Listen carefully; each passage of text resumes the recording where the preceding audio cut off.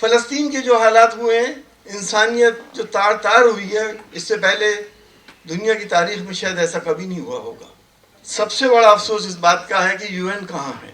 Middle asset کے خطے میں 75 سال سے یہ ظلم ہو رہے ہیں۔ کیوں نہیں ہماری نسلوں نے اس بات کا خیال کیا کہ سائنس ٹیکنالوجی کے میدان میں ہم آگے آئیں؟ اور آج بے عزتی تمام دنیا میں دنیا کے مسلمانوں کی ہو رہی ہے۔ اسپتالوں پہ بومبنگ ہو رہی ہے، ایمبولینس کے اوپر راکٹ مار دیا گیا۔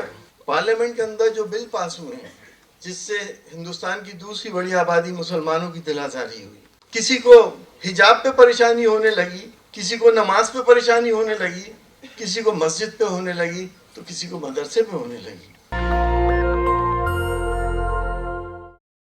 پچھلے 9 سال سے کیا ہو رہا ہے؟ پارلیمنٹ کے اندر جو بل پاس ہوئے ہیں جن میں 3 بل ایسے آئے جس سے ہندوستان کی دوسری بڑی آبادی مسلمانوں کی دل آزاری ہوئی۔ میں صاف کہتا ہوں، چاہے وہ CA آیا ہو، 3 طلاق کا بل آیا ہو، 370 ہو، اور اس پر پورے دیش میں کیا سندیش گیا، کیا میسج گیا؟ فضا بدل گئی، تعلقات بدل گئے، کسی کو حجاب پہ پریشانی ہونے لگی، کسی کو نماز پہ پریشانی ہونے لگی، کسی کو اذان پہ پریشانی ہونے لگی، کسی کو مسجد پہ ہونے لگی تو کسی کو مدرسے پہ ہونے لگی۔ کیا یہی اتہاس تھا ہمارا؟ کیا یہی وہ باپو کا دیش ہے جہاں ہم سب نے مل کر ہندوستان کو آزاد کرایا تھا؟ 75 سال کے بعد ہمیں یہ سب کچھ دیکھنے کو مل رہا ہے۔ باقی سول رائٹس کے سلسلے میں جو فیلڈ میں ہو رہا ہے اس سے سب لوگ واقف ہیں۔ بہت نچلے استر پر، چاہے تھانوں کا معاملہ ہو، تحصیل کا معاملہ ہو، کوئی بھی طرح سے کسی کی، ہماری لوگوں کی کوئی بات سنی نہیں جا رہی۔ بہت سی چیزیں ایسے ہیں جو میں منچ میں نہیں بتا سکتا، لیکن جو دنیا کے حالات ہیں، فلسطین کے جو حالات ہوئے ہیں، میرے خیال سے انسانیت جو تار تار ہوئی ہے، اس سے پہلے دنیا کی تاریخ میں شاید ایسا کبھی نہیں ہوا ہوگا۔ ہم نے وہ منظر دیکھے ہیں ٹی وی کے اوپر، وہ معصوم بچے، 5 سال کا بھائی اور 3 سال کی بہن دھول میں لت پت ایک دوسرے کا ہاتھ پکڑے ہوئے اپنے مکان کے ملبے میں اپنے ماں باپ کی لاشوں کو ڈھونڈ رہے تھے۔ ان کی آنکھوں میں آنسوؤں کا سمندر تھا۔ بچوں کو اوپر یہ ظلم، مہیلاؤں کے اوپر یہ ظلم، بوڑھوں کے اوپر اور عام جنتا کے اوپر جو کچھ ہو رہا ہے، اس میں ہمیں سب سے بڑا افسوس اس بات کا ہے کہ UN کہاں ہے؟ اور UN نے اگر کچھ کیا تو ویٹو پاور کس نے استعمال کری؟ کیا UN کا کوئی رول رہا ہے ہیومن رائٹس پر؟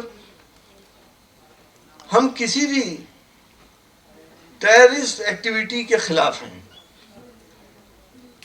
چاہے اسرائیل کے بچے مرے یا فلسطین کے بچے مرے، ہمیں سب کا افسوس ہے۔ لیکن سوچنے کی بات یہ ہے کہ اس مڈل ایسٹ کے خطے میں 75 سال سے یہ ظلم ہو رہے ہیں، کوئی کہنے سننے والا نہیں ہے۔ UN کا میں نے آپ کو بتائی، مجھے اب تو شکایت ہے ان کنٹریز سے جو اپنے کو اسلامک کنٹریز کہتے ہیں۔ 2-3 ملکوں کے علاوہ سب کو اپنے ویسٹرن انٹرسٹ میں زیادہ فائدہ دکھتا ہے۔ ایک معمولی سا چھوٹا سا ملک ہے نارتھ کوریا، اس نے اتنا ڈیولپ کیا کہ بگ پاورز اس سے گھبرا رہی ہیں۔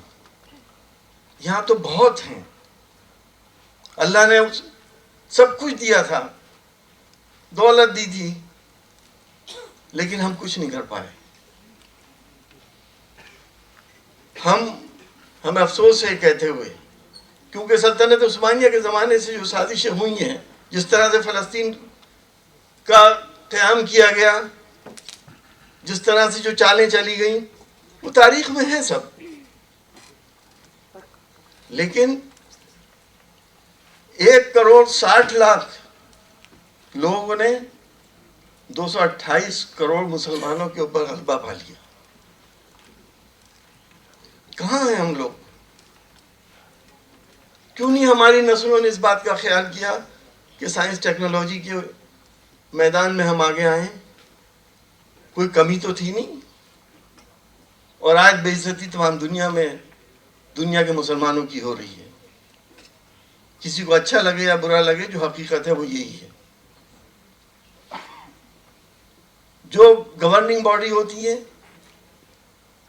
یونائٹڈ اسٹیٹس، اس کا کیا حال ہے؟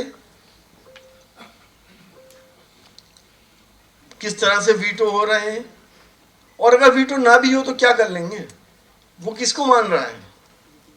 آپ ریزولوشن پاس کر دیے، وہ نہیں مانیں گے، انہیں تباہ کرنا ہے. اور باقی ملکوں کو بھی اس نے